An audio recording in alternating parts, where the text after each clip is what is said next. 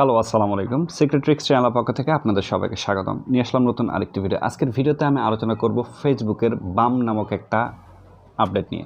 আপনারা অনেকেই জানেন ফেসবুকের নতুন একটা আপডেট কিন্তু চলে আসে। এই আপডেটটার নাম হচ্ছে যে আপনি যখন কারোর সাথে চ্যাট করবেন সেখানে একটা অপশন আছে, অপশনটার নাম হচ্ছে যে বাম্প। অনেকে বলতেছে বাম্প, আবার কেউ বলতেছে পাম্প। সো কনফিউশন হওয়ার কোনো কারণ নেই। এটা মূলত উচ্চারণ হবে bump, B for bump, not P for pump. ওকে।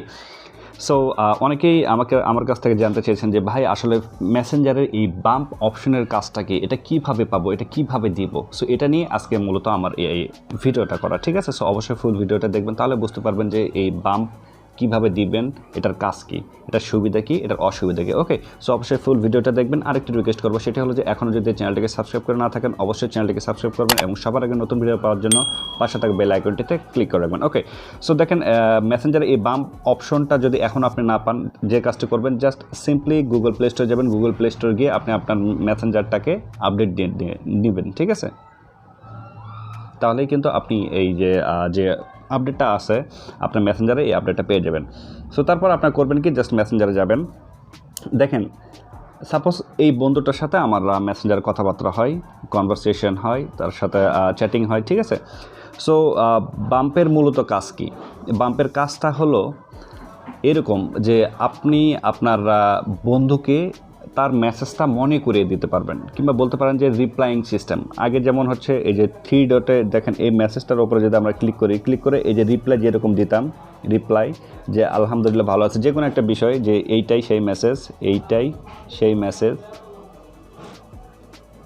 যেভাবে রিপ্লাই দিতাম। এখন নতুন সিস্টেম হচ্ছে যে বাম্প।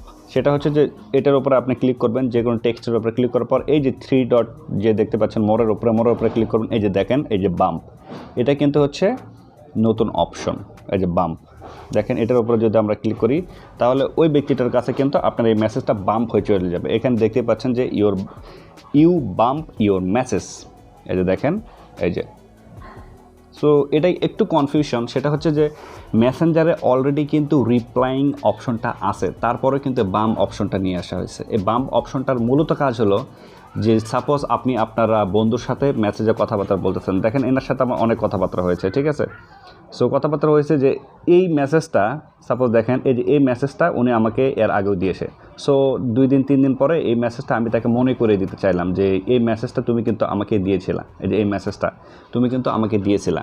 সো আমরা কি করতাম তাহলে, আমরা এখান থেকে জাস্ট একটু ট্যাপ করে ধরতাম, তারপরে এখানে রিপ্লাই করতাম যে এই মেসেজটা তুমি কিন্তু আমারে দিছিলা।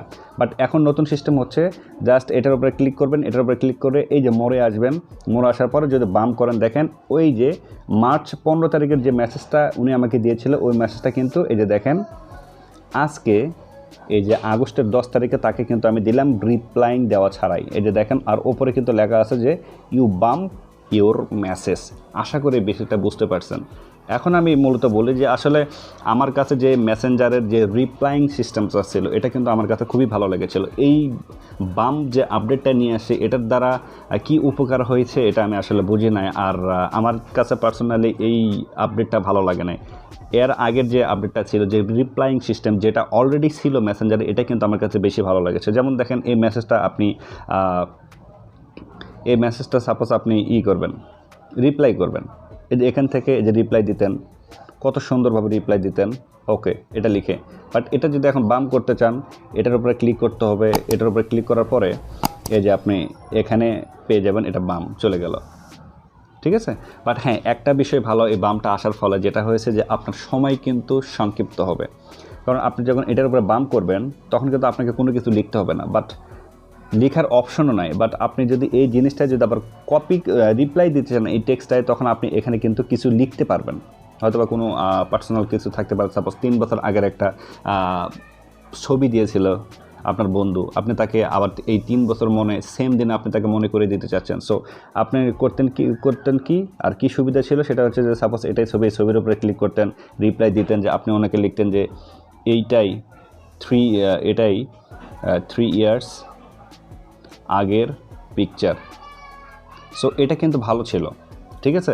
বাট সাপোজ এই 3 বছরের আগের পিকচারটা আপনি বাম্প করতে চাইতেছেন, সাপোজ এইটা আপনি এটার উপরে ক্লিক করলেন, তারপর বাম্প করলেন, কোনো কিছু কিন্তু লিখতে পারলেন না, ঠিক আছে। এখানে কিন্তু কোনো ডেট ফেট কোনো কিছু থাকবে না। ঠিক আছে। সো এটাই মূলত হচ্ছে বাম্প, যে মেসেঞ্জারে বাম্প আপডেটটা হইল কোনো মেসেজকে মেনশন করা কিংবা আবার রিপ্লাইং দেওয়াটাই হচ্ছে বাম্প। এটাই হচ্ছে মূলত বাম্পের কাজ। আর এটা সুবিধা হচ্ছে সময় বেঁচে যাবে, বাট অসুবিধা হচ্ছে যে রিপ্লাইং দেওয়ার মতো আপনি কিন্তু কোনো কিছু এখানে লিখতে পারবেন না।